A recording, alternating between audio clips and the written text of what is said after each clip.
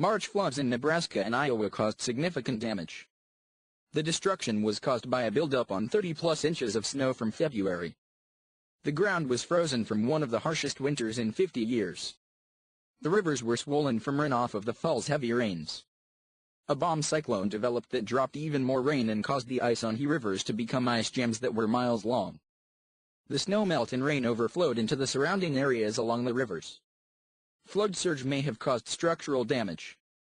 You may not have planned for reinvestment because of flood damage. You want a trusted concrete contractor to replace compromised structures. Our company has years of concrete structures that speak for our quality service. Contact us to schedule a no-commitment estimate for your concrete project.